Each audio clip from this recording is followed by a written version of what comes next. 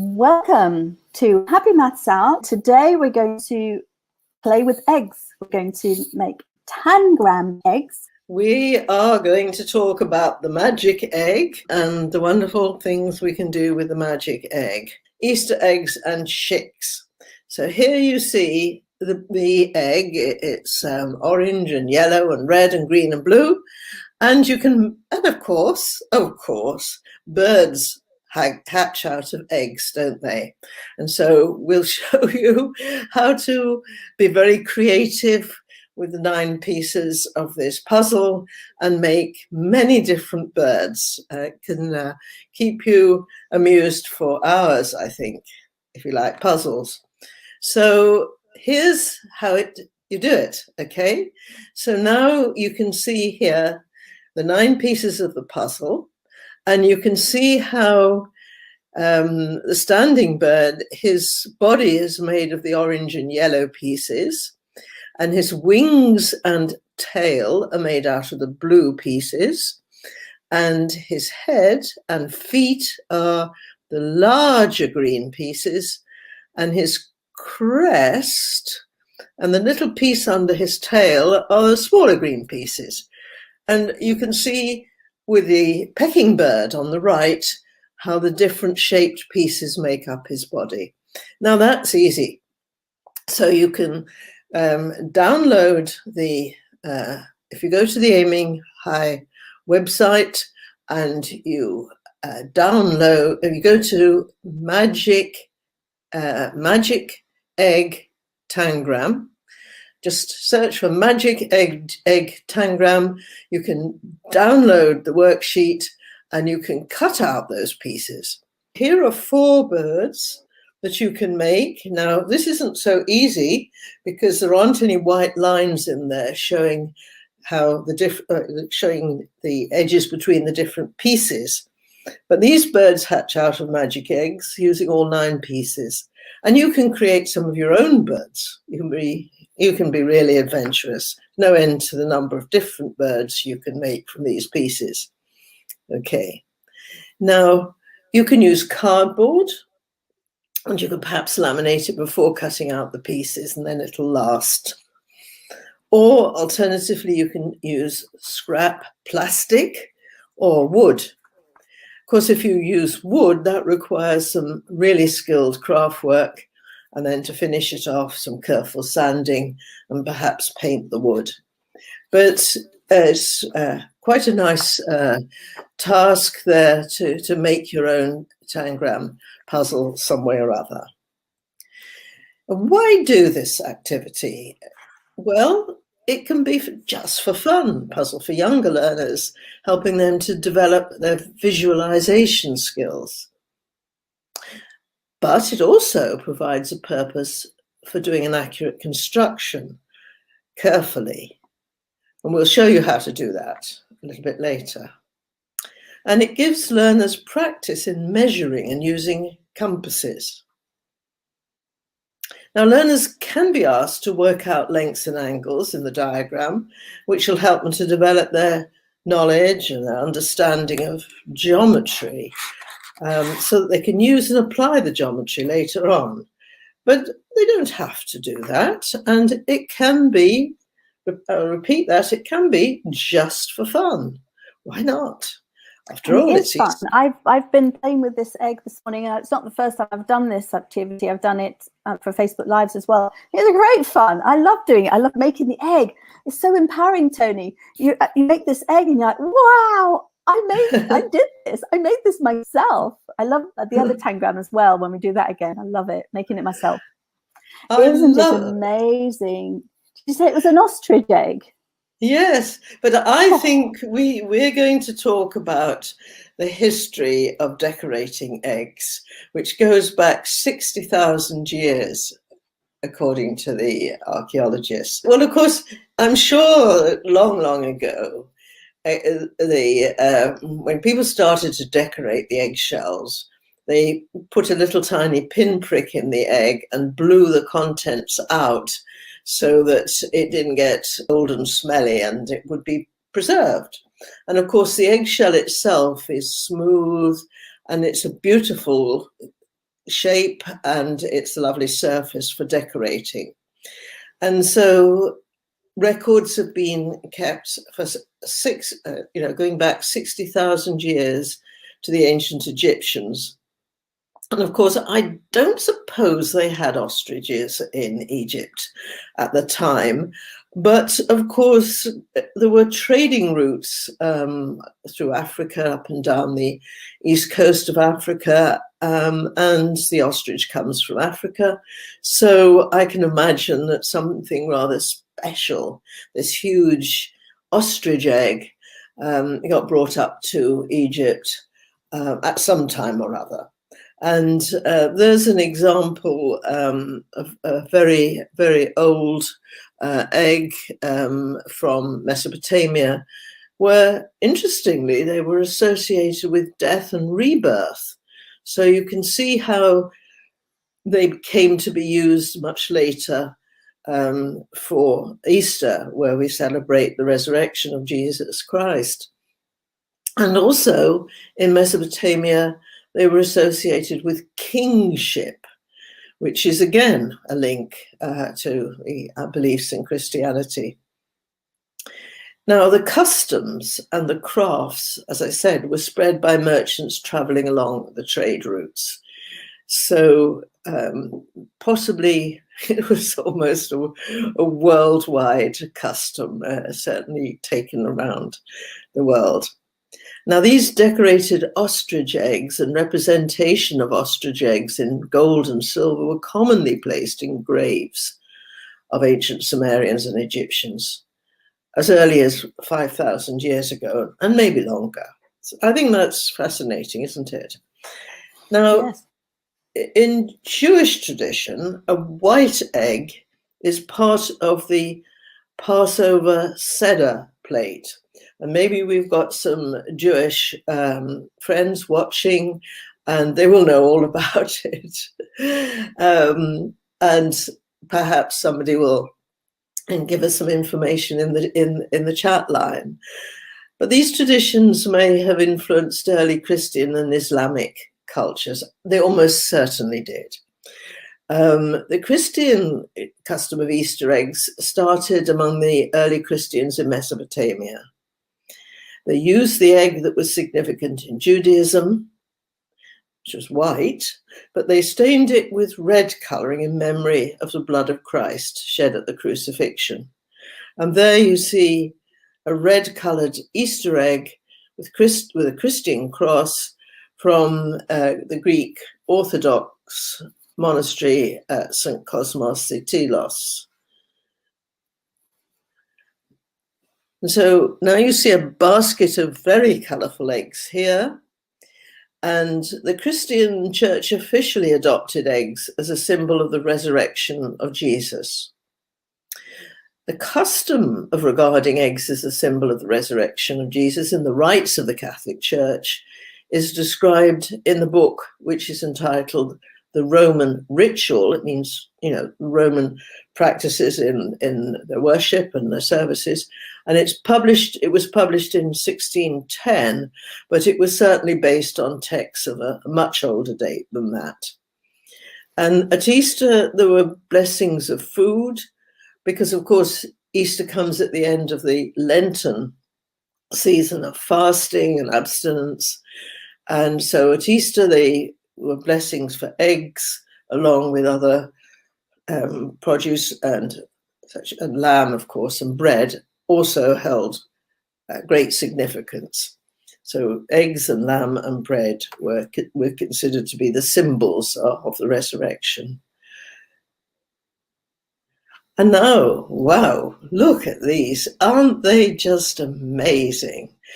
Caroline, you were waxing lyrical about Faberge eggs this morning. They've always fascinated me on several different levels. One was the amazing artistry that goes into making them. I hadn't realized that the person that was responsible for making the eggs actually learned from a Russian goldsmith on the techniques of making forms, making sculptures out of gold.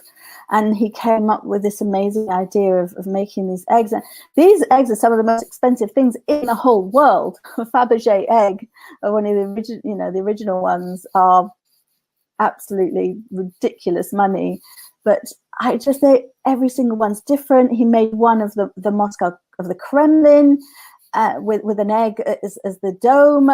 They're just amazing. I haven't actually seen any in person, and that's perhaps one of the things I have on my bucket list, that I'd actually like to see a Faberge egg for real in person. I'm sure there must be some somewhere in one of the museums in London, wouldn't you think? Yes, probably the British Museum probably has one, so I should actually make that my mission to go there and have a look. But there are very interesting.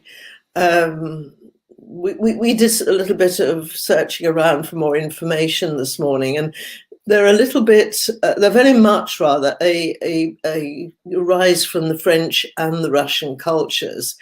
And of course, throughout quite a few centuries, the courts in Russia and in France were very, very closely linked, with people going between the two and taking with them the things that were important in the French culture and in the Russian culture. So it was backwards and forwards.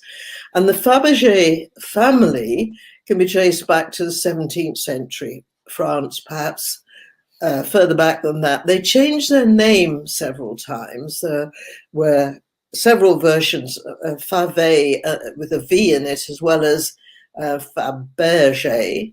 And they were jewelers in Paris, but when he was very young, Gustave Faberge went to St. Petersburg as an apprentice to jewelers in St. Petersburg. The goldsmith, yeah. Yes, and he sort of merged the skills that he brought from France and the skills he learned in Russia, and this was in about the 1860s, 1870s, and of course, these were extremely popular, and with the aristocracy in Russia, the Tsars and the other rich people who bought them as Easter gifts for their wives and mothers, and no doubt their daughters too. So if you were very lucky, you would have been given one of these on Easter Sunday in, well, maybe 1890 or something, some such time. And there are quite a limited number of them around, so they're not just valuable because of their fabulous design and the precious gold and jewels in them, but also because I don't know whether they had any reproductions of the same one, but I think they were unique. They were unique. My understanding is that each and every one, you can see it in that picture, depicts it very nicely, that they were all unique. Lovely, aren't they? And I imagine that possibly some of them were made to open and then you could put something else inside. I think if not all of them, there could have well been Easter eggs inside all of them, as in some surprise in all of them. I don't know. I definitely would love to. I should really find out more. Do you think they had chocolate and sweetmeats in them when they were given to the lucky ladies? I'm not sure, more likely jewellery. Oh, I don't know. I wonder when the I don't know actually when the origin, how far back the origin of chocolate Easter eggs goes, actually. Yes, certainly decorating Easter eggs. And I mean, and nowadays, children, they get sick on Easter Sunday with unless their parents are quite strict about not eating all the Easter eggs at once. It was Easter that made my friend decide to make a non-dairy, non-low sugar alternative to chocolate, because his daughter got so sick because she had and he didn't want to deprive them of the chocolate, so he decided to find an alternative. So it's innovation comes out of problems and challenges. And it's quite interesting about this Faberge company, because of course after the Russian Revolution, and it was the early 1920s that the Faberge company moved lock, stock and barrel from St. Petersburg, leaving communist Russia there, and set up in Paris. And they were, of course, very successful in Paris, but became more French than Russian then. Yeah. So that was, I thought, very interesting. And then after the break, we're going to do some more, but we'll talk about this slide for a little while, because my goodness, there are, I don't know, I didn't count them. There are a lot of birds there. So there's a big challenge. You can make your own, they're rather precisely marked out, and we'll show you how to do that. You can make your own puzzle. You see the egg at the bottom there, the egg with what look like triangles. Some are triangles. That's what we're going to help you make that, or you can download the resource, which is on the link that's flashing past. And that's the little egg there. If you cut that up, you can make all those different shapes and maybe more.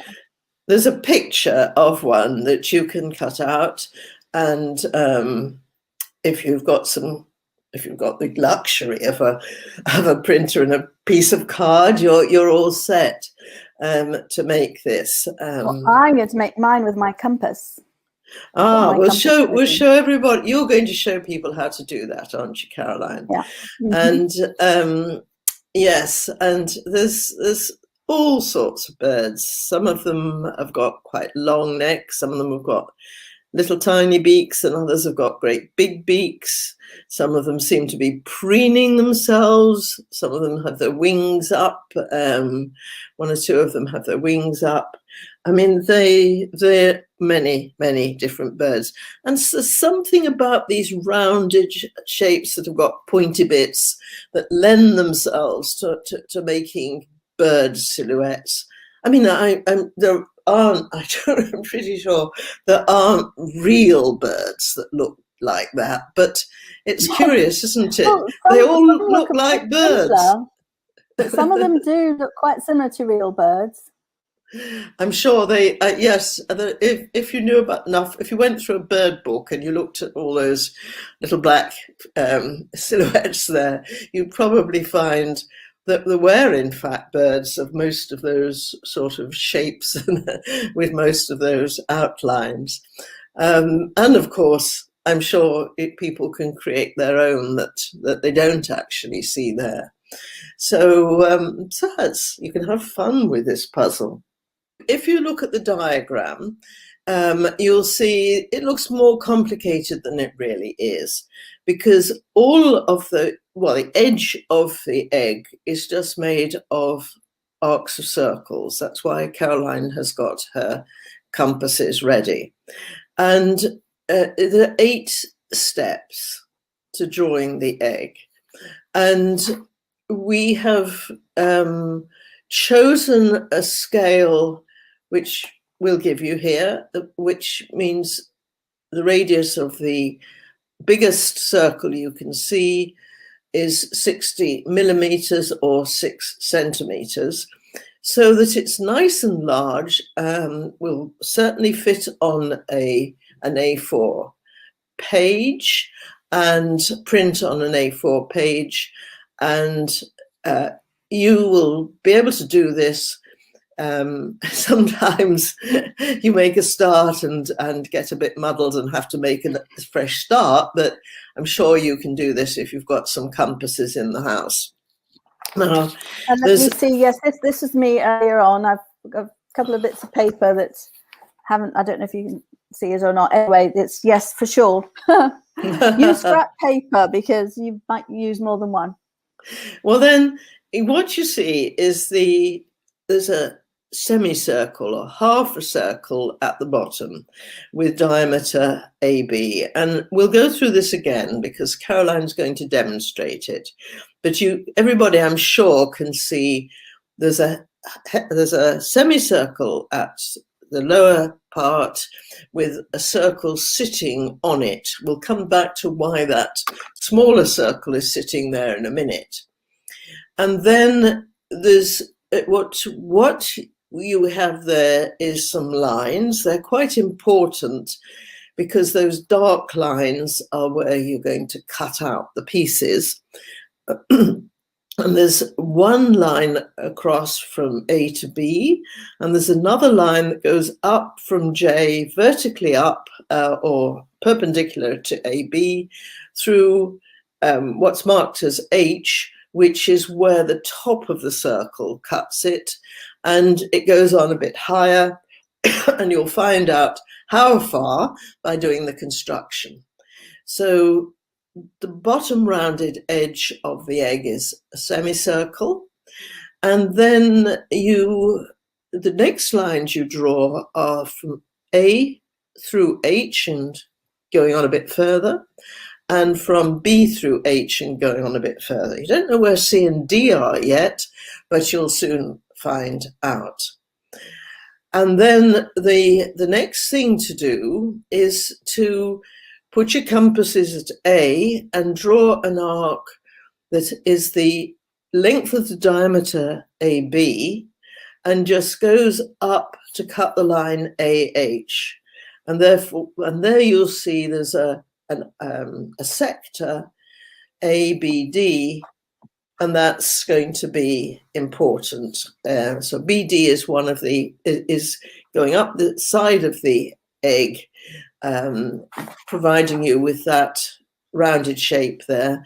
And AC is constructed in exactly the same way by drawing a circle, a part of a circle that's centered at B and has radius, again, the diameter of the big circle.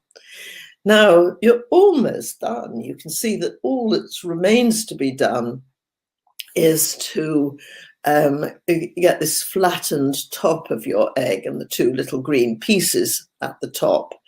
And to do that, what you do is you put your compass on H and draw a circle through C and D. And so those two sectors, the green sectors at the top, are going to be pieces of your egg, and they're often used for the beak of the bird. So circles we're talking about, the sectors we're talking about, have edges at HD on one side and HC on the other. Right, here we go. Radius 6 centimeters. Now, what I found is you have to be very clear where that center is. That really helps you. And also use pencil throughout. And I'm going to demonstrate at the end why that's so important. Now, I want to be very clear about where that center is. I'm actually going to mark it.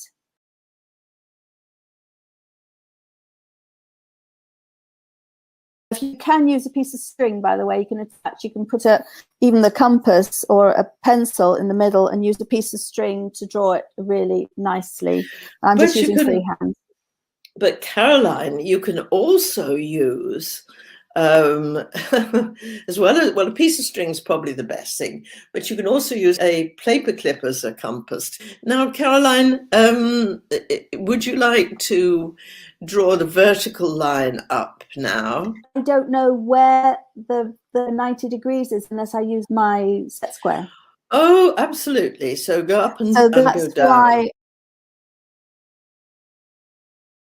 I'm using a pencil for a very good, can you see? Oh, you can see that. I just need to use a heavier line. And then I'm going to go down.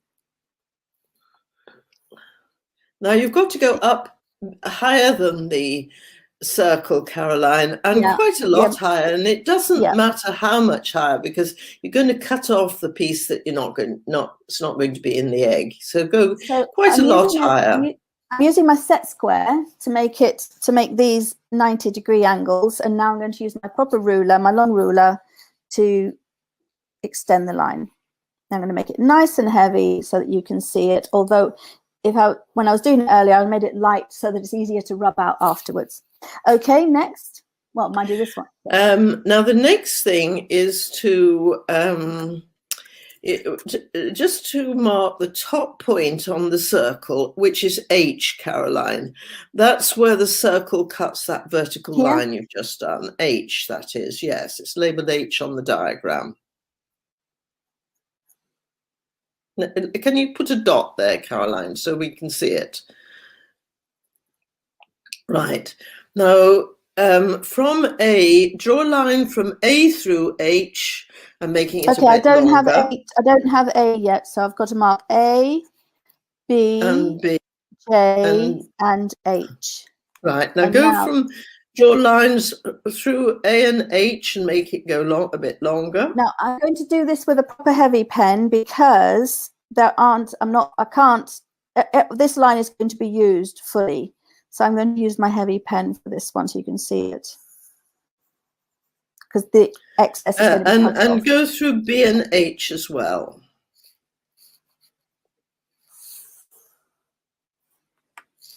Excellent. Now you need your compasses again at 6 centimeters, 60 millimeters. Center A and draw an arc that goes through B, and is it 60 or 120 now? Through B. Yep. And okay, up to hit that line. That's all I have to do with that. That's all I need to actually do. Is find that cross section. Is that is no, correct, no, you have to draw the edge. Use that line. Oh, that's how we got the eggs. I didn't do that before. That's the edge. Now you can do your freehand drawing on from B and the same. Right. Now I know how you got that lovely edge. Oh my goodness, I didn't do that before. Look at that beautiful egg that's coming out. yes, you can imagine it now. Okay, so right, lovely, lovely, lovely. Right. All right. Hey, progress is being made. Now, okay. Caroline, you want to set your compasses to 35 millimeters or 3.5 centimeters. I'm doing it at silly, funny numbers, and let me do it starting from 10. Because it's not easy to set the ruler the other way. 35 or 3.5 centimeters. Now then, you want to, yes, so you need to take H at the top and draw a circle there, and a circle there, okay?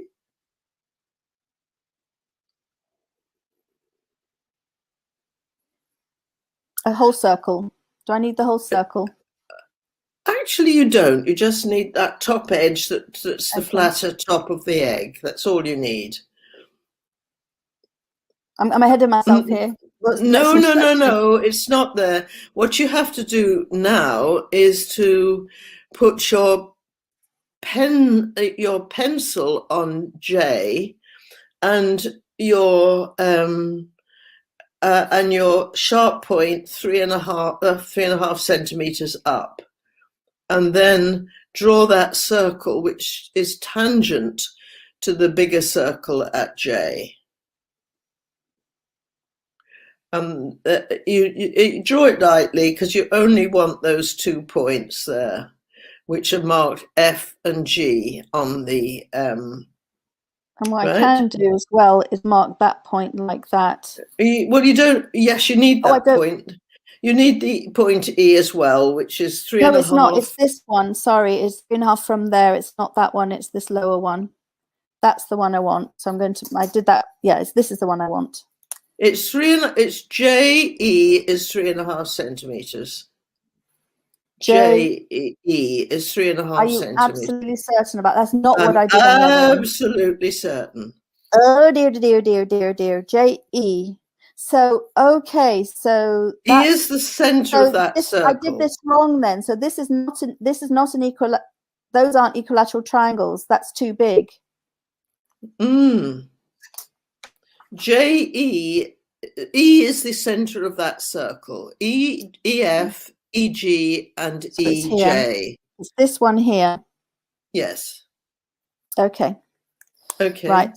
So now then, and this is the reason. This is the reason why this first line had to be pencil, because this line, this triangle here, is not. I don't know if this feels anyway. So that's I did that wrong earlier. Now, EJ, you need to do that one, Caroline. That's one of the lines you're going to cut, EJ. No, yes, that's right. I go up to the top. But not here. And I'm going to rub that one out. This is no, you are going. No, you do need that. So you also Tony, need. this line here is a whole triangle. This is going to be rubbed out.